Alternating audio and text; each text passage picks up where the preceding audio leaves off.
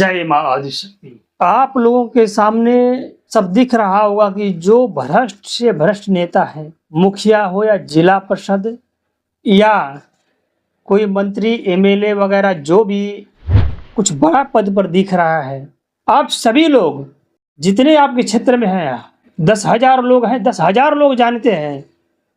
अगर नहीं भी जानते हो तो 9,000 लोग भी जानते हैं कि ये भ्रष्ट है।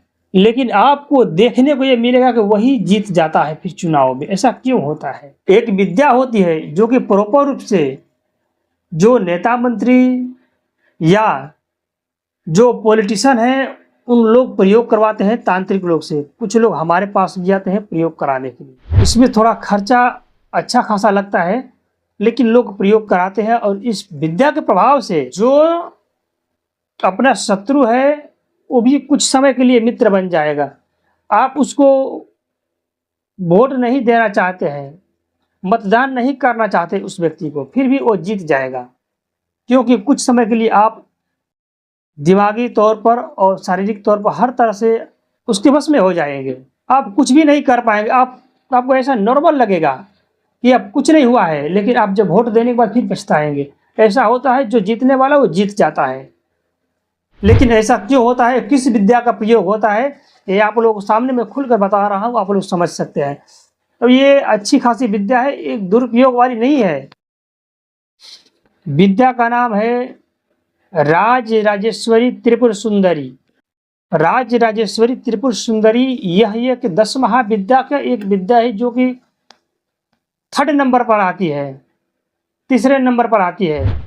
इनके पूजा में विशेष करके राजसिक भोग लगते हैं। अच्छी अच्छी मिठाई, अच्छे अच्छे पकवान, महंगी महंगी चीज़ें, महंगे वस्त्र वगैरह चढ़ाए जाते हैं। इसलिए इसमें हाई लेवल पर कुछ लोग हैं, वो लोग अपने पैसे वगैरह खर्चे करके इस क्रिया को कराते हैं।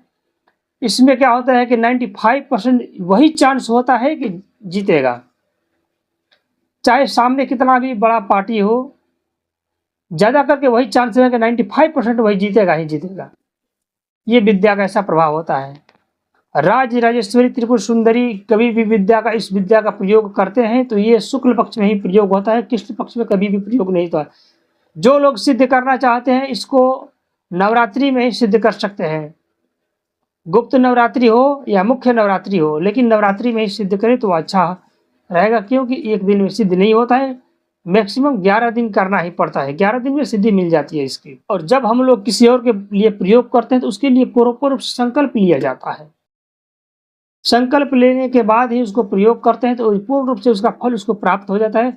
वहां से कुछ तिलक लगाने का भी सिस्टम रहता है, उसमें से मिलता है पूजा का, जो कि खुल कर जो हमारे यहाँ सीखना चाहते हैं, जो हमारे यहाँ जुड़ कर सीखना चाहते हैं, वो लोग सीख सकते हैं, क्योंकि ये नेता मंत्रियों का काम करने वाला चीज है। मुखिया, विधायक या जो उच्च लेवल पर लड़ते हैं चुनाव, उनमें काम आता है। सब हम लोग खुद करते हैं।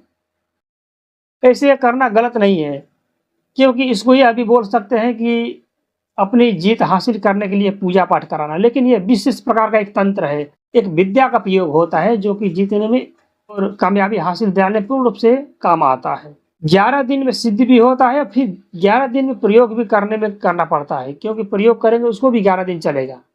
तो यह पूर्ण रूप से विद्या काम कर जाता है। जिसके नाम से संकल्प लेंगे उसको सामने बैठा कर संकल्प लें तो अच्छा रहेगा। और ये विद्या मैक्सिमम असफल नहीं जाता है। जो लोग इस विद्याओं को सीखना चाहते हैं हमारे यहाँ से सीख सकते हैं। राज राजेश्वरी त्रिपुर सुंदरी का मंत्र सभी लोग जानते हैं, लेकिन हमारे पास जो मंत्र है कुछ गुप्त विद्या है, गुप्त मंत्र है, जिसकी वजह से बहुत ही जल्द सिद्ध होती है। और यह 10 महाविद्या का मंत्र है, इसलिए खुल कर नहीं बता सकते, क्योंकि कुछ भी अहित होने पर इसका जिम्मेदार फिर लोग हमें ठहराएंगे। इसलिए जिसका साइड इफेक्ट होने का संभावना हो रहता है उसको हम खुल कर नहीं बताते। जो हमारे यहाँ सीखना चाहते हैं सीख सकते हैं। जय मां आदिशक्ति।